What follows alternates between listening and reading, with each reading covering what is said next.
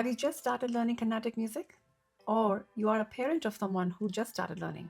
Or you might be the teacher who imparts this music form in your own local community. The issue that I'm going to address in this video today is so fundamental and yet so often ignored. Even I was privy to that. So let's find out.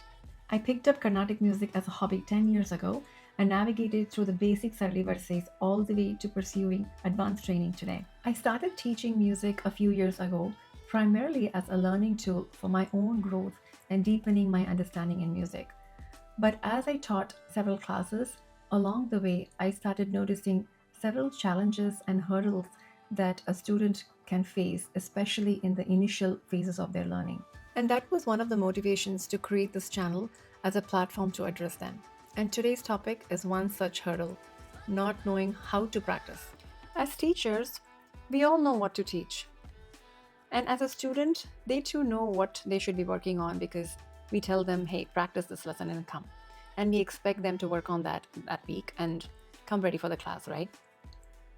This works really well for a subject like maths or English, a pretty well understood area where you can get help from your parents or family members in the household if you're getting stuck in any area, right? This can work really well for even Carnatic music, provided your parents are from musical background, where they can correct your pitch, laya, your sitting posture, several aspects of your practice in case you're going off shruti, for example. But in today's world, when we want to bring Carnatic music to pretty much every child that wants to learn this music, regardless of their background in music or not, this is a huge assumption that we make. Somehow, we have this unconscious assumption and an expectation on parents to know this art form so that they can help fill the technical gaps in learning. In my initial days of teaching, I too assumed that they just know it. And for several weeks, I saw no major improvement in the Shruti alignment. And I ended up just correcting the Shruti or pitch in the class, not being able to make much progress in the class lessons. One day, a parent, out of sheer joy and pride, shared a video of a child practicing Sarli Verse. And to this day, I'm so thankful that she did that, because without that, I would have never uncovered a fundamental assumption that I've been making all along, and I'm sure many of us who impart this music make. When we think of a child practicing Carnatic music, this is a picture that comes to our minds. He or she is sitting on the floor with back straight, playing Shruti in the background with cross-legged posture and singing Sarli verses or whatever the lesson. And what I saw in the video revealed an entirely different reality, which is far from the image that I had in my mind. No wonder they have been struggling to align their pitch or Shruti for several weeks. I had never told them how to practice. Somehow I assumed parents can help them there. And since then, I started paying attention to this simple detail with other kids learning elsewhere. And what I saw was the same pattern repeating over and over again, especially if they are not from a musical background. So how do you practice? To make this fun, I invited one of my kids to demonstrate some common mistakes first and then show you how to practice properly. Okay, so today we have a volunteer to show you how not to practice first. Samarth, do you remember the beginning days when you used to practice? Just recall the days when you started music, right? So can you start singing? Sa re ga ma pa da ni sa. Okay. Sa ni ta pa ma ga re sa. Okay. So in this demonstration, what you saw is that he's singing without a shruti. So if you do that, you could be starting from anywhere, right? You don't know where the sa is, where your baseline pitch or shruti is. By the way, I've spoken about this in depth in another video, which I'll link it in the description. Please do watch that. So what happens when you don't have a shruti and just start singing right away?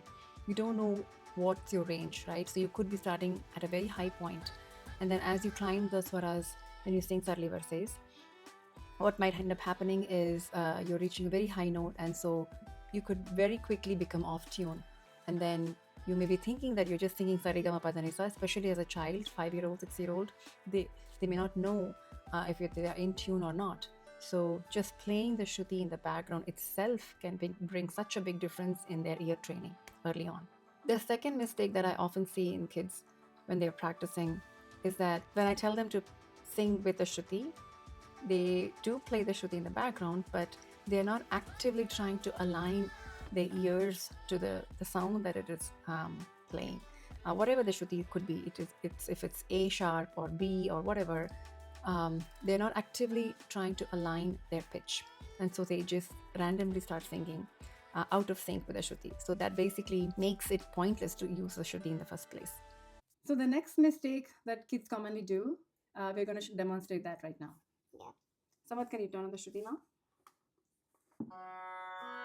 Sa re ga ba ba da ni sa.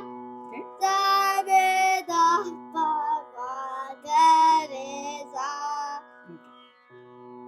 So this is the correct way of practicing. Sa ba sa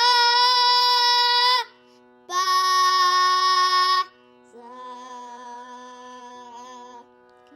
sa re ga ma pa da ni sa sa ni da pa ma ga re sa.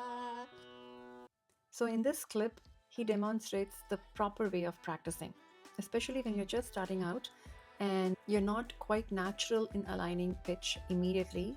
It's good to first listen to the Shruti. Just turn on the Shruti, just listen to it. If it helps, just close your eyes and let the sound play for some time, and then just start humming to align sa, and then sing the sa, pa, and the higher sa with a nice, sustained, stable voice, and then you can begin your practice.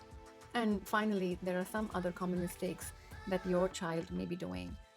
For example, lying on the bed and practicing, or just holding the book up front and just sitting on the chair and practicing without any intention. So whenever you see any of those posturing issues, please help them and support them and let them know that the proper way of practicing is sitting on the floor or a stable platform, either a carpet or a bench, sitting cross-legged with back and spine erect, with a Shruti playing in the background, and then singing very intentionally. If you know of someone who may be prey to such mistakes, please share this video with them. This will make such a big difference in their practices from day one. And if you're a teacher, I hope you're not making the similar assumptions that I used to make initially. And if you did, then I sincerely hope that after watching this video, your mindset towards teaching shifts from thinking from their perspective more than what we have to offer. Happy teaching and happy learning. The most beautiful part of learning is the journey itself and not the destination. Thank you for watching.